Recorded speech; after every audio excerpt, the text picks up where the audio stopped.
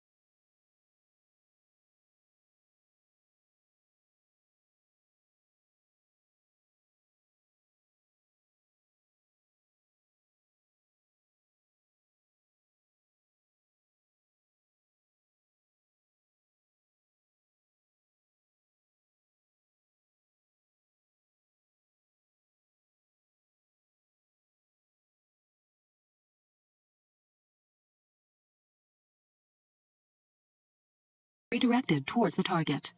The electrons travel along a slalom path within the flight tube. 3 pairs of magnets on either side of the flight tube cause the electron beam to bend through the turns of the slalom.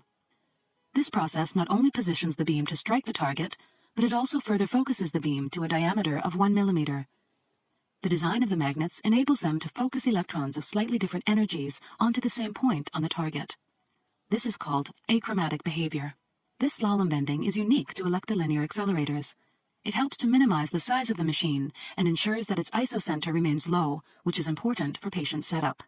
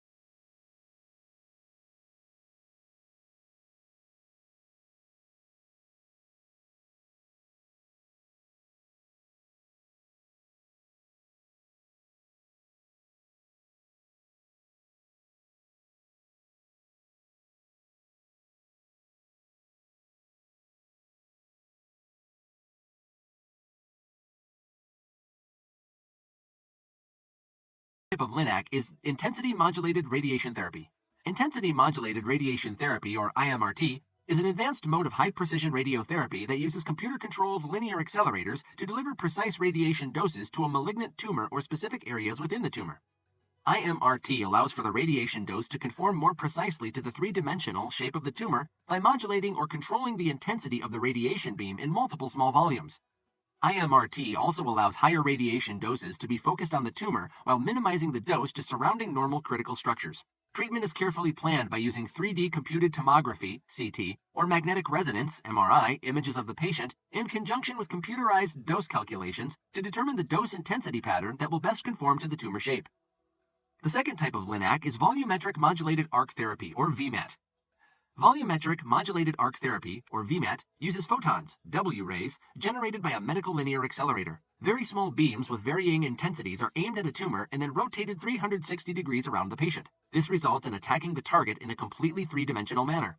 Volumetric modulated arc therapy treatment involves three basic steps: diagnosis, treatment planning, and delivery. As a part of the diagnosis, the medical team generates three-dimensional diagnostic images, usually CT and/or PET, of the patient's anatomy, and then uses these images to specify the dose of radiation needed to treat the tumor. Volumetric modulated arc therapy beams can be as small as 2.5 by 5 millimeters. That's the size of a pencil tip. The third type of LINAC is image-guided radiation therapy, or IGRT. Image-guided radiation therapy is the use of imaging during radiation therapy to improve the precision and accuracy of treatment delivery. IGRT is used to treat tumors in areas of the body that move, such as the lungs. Radiation therapy machines are equipped with imaging technology to allow your doctor to image the tumor before and during treatment. By comparing these images to the reference images taken during simulation, the patient's position and/or the radiation beams may be adjusted to more precisely target the radiation dose to the tumor. To help align the target and radiation equipment, some IGRT procedures may use fiducial markers, ultrasound, MRI, X-ray images of bone structure, CT scans, 3D body surface mapping, electromagnetic transponders, or colored ink tattoos on the skin. And the fourth type of LINAC is stereotactic radiosurgery, SRS, and stereotactic body radiotherapy, SBRT. Stereotactic radiosurgery is a non-surgical radiation therapy used to treat functional abnormalities and small tumors of the brain. It can deliver precisely targeted radiation in fewer high-dose treatments than traditional therapy, which can help preserve healthy tissue. When SRS is used to treat body tumors, it's called stereotactic body radiotherapy. This was the simplified video on LINAC machines. I hope you liked the information in this video. If you did, please give us a thumbs up and subscribe down below.